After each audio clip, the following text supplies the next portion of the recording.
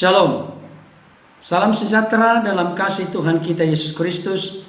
Jumpa kembali dengan saya Pendeta Berton Nababang. Saya menyapa Bapak Ibu Saudara dimanapun berada, apa kabarnya? Saya berharap dan berdoa Bapak Ibu Saudara dalam keadaan sehat-sehat, tetap semangat, dan jangan lupa tetap berharap teguh kepada Tuhan. Apapun situasi kondisi yang sedang kita hadapi saat ini, jangan pernah mengambil langkah kecewa, pahit hati, dan putus asa.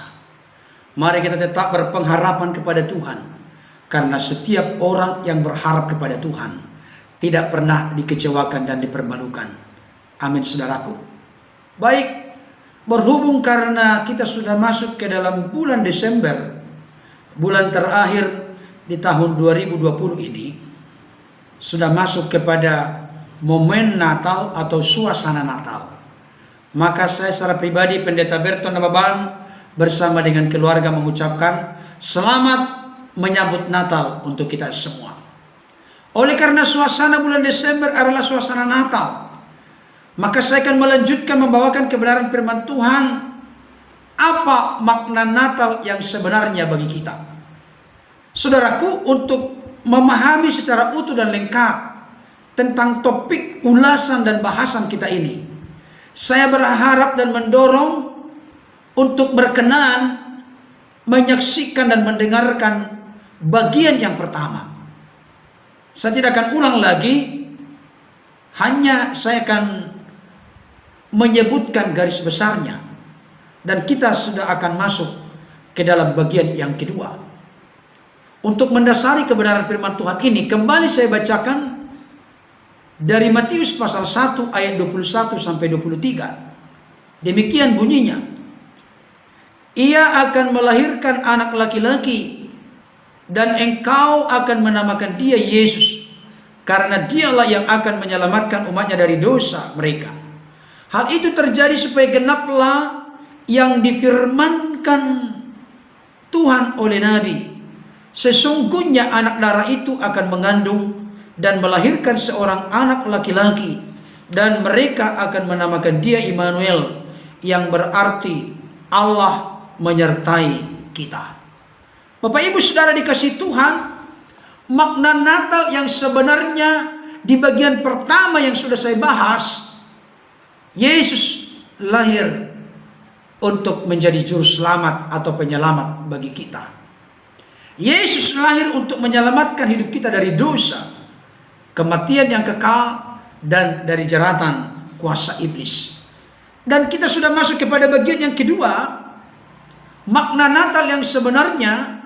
Saya akan bertitik tolak dari Matius 1 ayat 22. Ada di sini kata-kata yang penting yang perlu menjadi sorotan yang harus kita teliti secara cermat.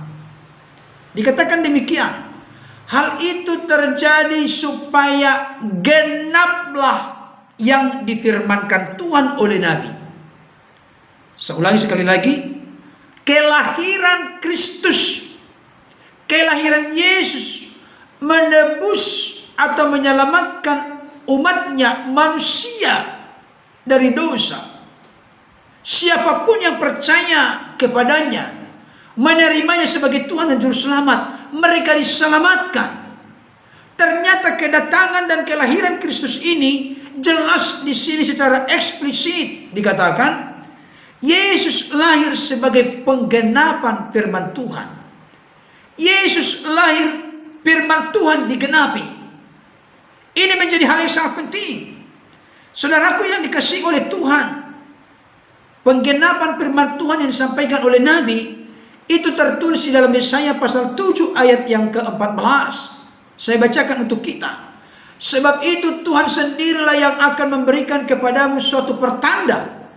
Sesungguhnya seorang perempuan muda mengandung dan akan melahirkan seorang anak laki-laki, dan ia akan menamakan dia Immanuel. Di Matius pasal 1 ayat 22 dan 23. Dan ternyata itu adalah penggenapan dari Yesaya 7 ayat 14. Apa yang ingin saya sampaikan kepada kita berkaitan dengan makna Natal yang perlu menjadi perhatian bagi kita. Selain Yesus lahir sebagai penyelamat kita dari dosa.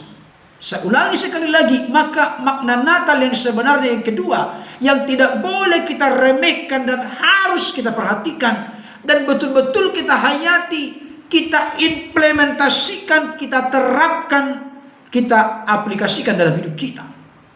Apa itu? Yesus lahir sebagai penggenapan firman Tuhan, atau dengan kata lain, Yesus lahir, firman Tuhan digenapi. Saya coba membaca, saudaraku, sejarah Alkitab berkaitan antara Yesus lahir dengan nubuatan Yesaya 7:14. Itu ada kurang lebih 700 tahun sebelum Kristus.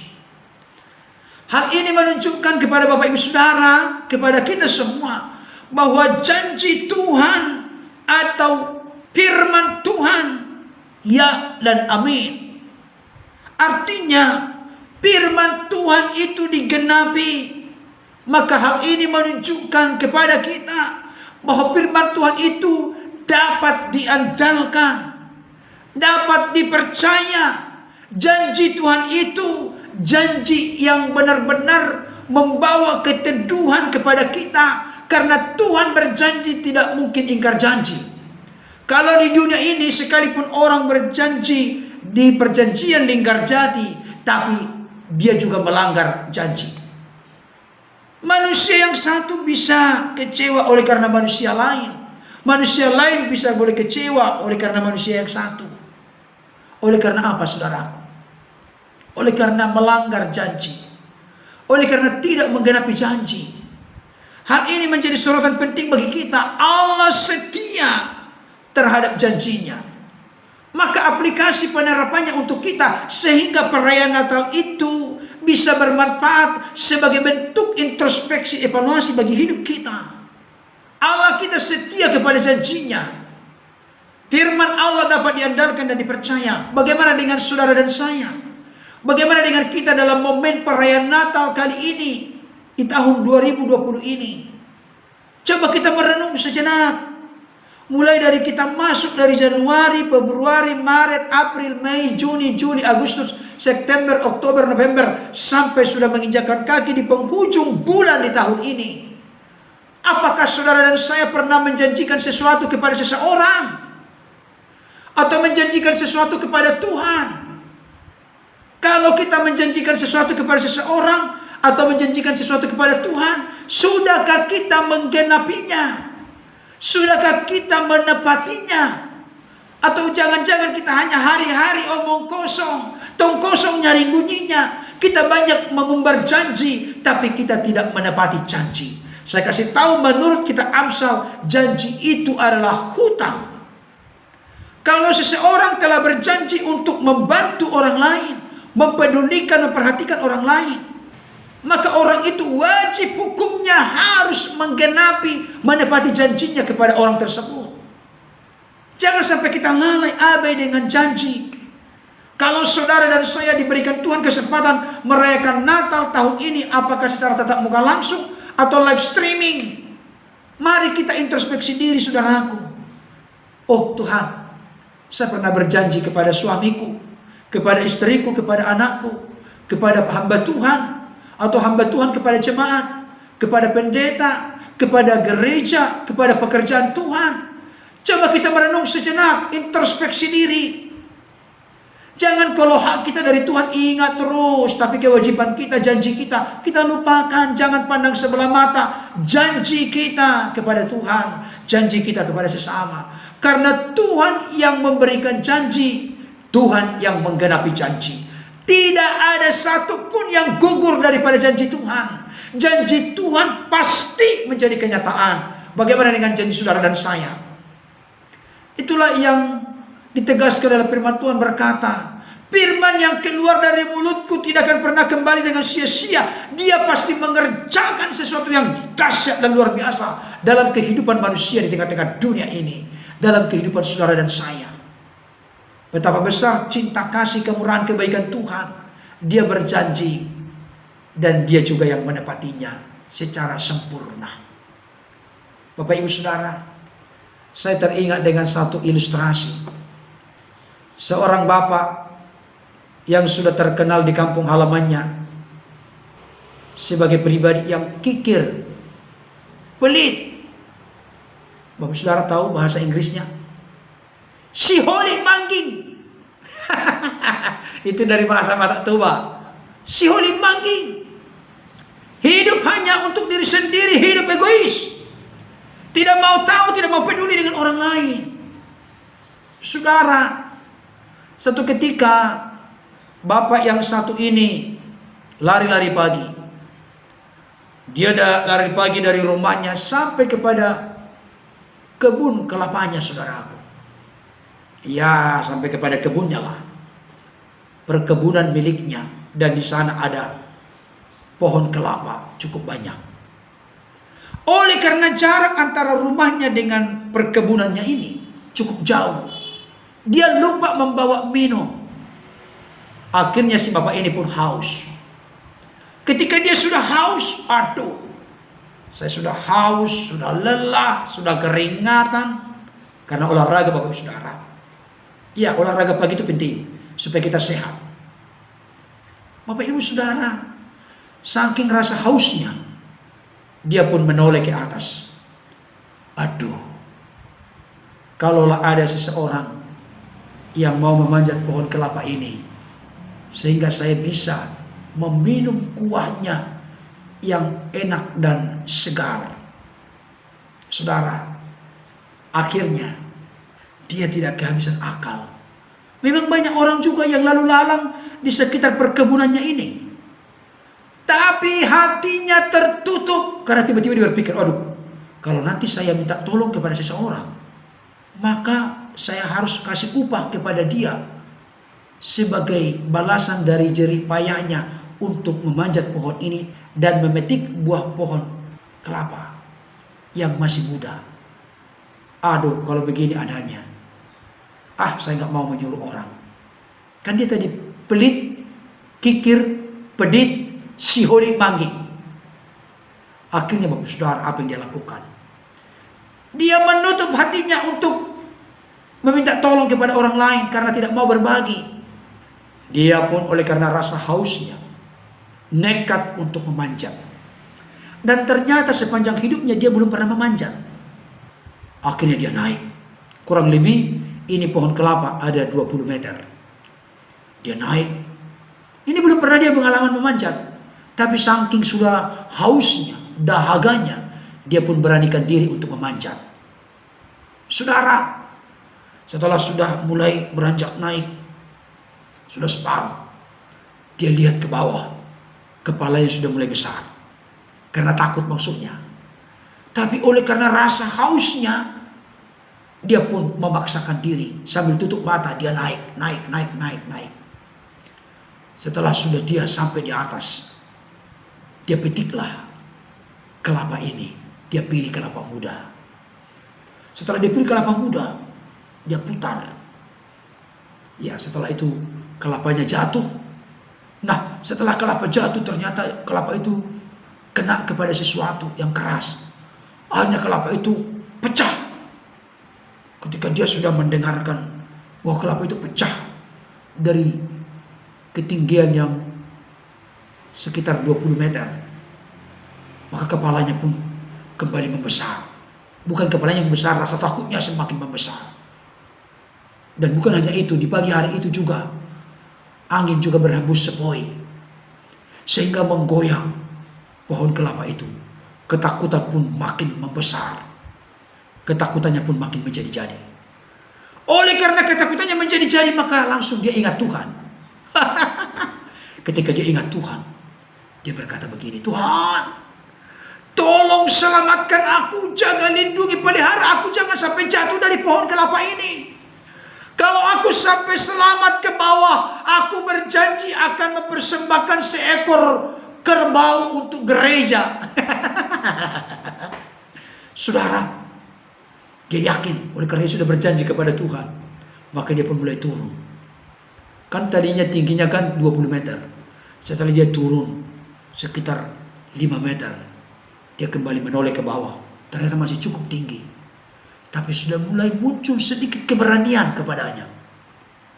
Akhirnya dia mulai ingat dengan janjinya. Waduh, kerbau. Berapa belas juta itu kerbau. Aduh, gimana ini, rasa peliknya sudah mulai muncul. Tanduknya mulai muncul, saudara. Akhirnya, dia pun meralat. Tuhan, biarlah kiranya Kau berkenan ada dispensasi, ada diskon. Mohon maaf Tuhan, tadi keseleo mulut saya untuk berkata mempersembahkan seekor kerbau. Saat ini saya ralat, bukan kerbau Tuhan, itu salah tadi. Salah ngomong, salah ucap tadi. Maksud saya adalah seekor kambing. Dia cukup kaya, saudaraku. Seekor kambing. Tapi Tuhan, tolonglah supaya aku selamat sampai ke bawah. Lindungi aku ya Tuhan. Terus dia kembali tutup mata, pelan-pelan turun. Sudah 10 meter, saudara. Setelah 10 meter dia berhenti lagi. Dia berdebat dengan dirinya. Aduh, kambing berapa juta itu? Ini karena saking pelitnya, saking kikirnya, saking siholit mangging. Dia ralat lagi, saudara. Tuhan, mohon maaf untuk kedua kalinya. Saya salah ngomong. Oleh karena itu Tuhan, mohonlah dispensasi, saya mau diskonnya. Saya ganti menjadi seekor ayam kampung. Saudara, dari kerbau ke kambing, dari kambing ke ayam kampung. Tapi Tuhan tolonglah ya, biar saya sampai selamat ke bawah. Pokoknya Tuhan, saya berjanji. Dan ini tidak akan meleset Tuhan, yang penting saya selamat sampai ke bawah. Dia pun turun. Saudara, dia terus berdebat dengan apa yang dia sudah sampaikan janjinya kepada Tuhan. Komitmennya kepada Tuhan. Setelah kurang lebih, saudaraku, kurang dari 1 meter, dia pun berhenti. Sebelum sampai ke bawah, menginjakkan tanah atau rumput, dia pun kembali meralat janjinya dengan cara akal bulus. Yang terakhir, apa itu? Dia pun menjatuhkan dirinya, Bapak Ibu Saudara. Kurang dari 1 meter dia jatuh. Dia sudah tahu bahwa kalau kurang 1 meter jatuh tidak akan terlalu berbahaya. Ya, kalau mungkin sedikit lecet tidak apa-apalah. Dia jatuhkan dirinya dari kurang 1 meter. Aduh, sakit banget. Aduh, Tuhan. Mohon maaf Tuhan, karena saya jatuh, maka ayam kampung pun tidak jadi. Saudara yang dikasihi oleh Tuhan, ini gambaran dari kehidupan seseorang yang hanya mengumbar-umbar janji hanya dengan maksud dan tujuan untuk dilindungi, dipelihara, digembalakan oleh Tuhan. Adakah kita model orang seperti ini? Suka meralat mengubah janji, tapi setelah kepentingan kita terpenuhi dengan janji yang kita buat kepada Tuhan, kita pun ingkar janji. Saudara, di momen perayaan Natal tahun ini, mari Yesus lahir menjadi penggenapan firman Tuhan. Dengan kata lain, Yesus lahir, firman Tuhan digenapi. Jikalau hal itu yang Tuhan lakukan dalam hidup kita, Tuhan nyatakan secara jelas dan pasti digenapi dengan sempurna dalam hidup kita. Marilah kita belajar menepati janji kita kepada Tuhan, kepada pekerjaan Tuhan, kepada orang lain, kepada pasangan kita, kepada anak kita, dan kepada siapapun kita pernah berjanji. Karena janji adalah hutang. Kiranya kebenaran firman Tuhan dapat menjadi berkat bagi kita. Tuhan Yesus memberkati. Amin.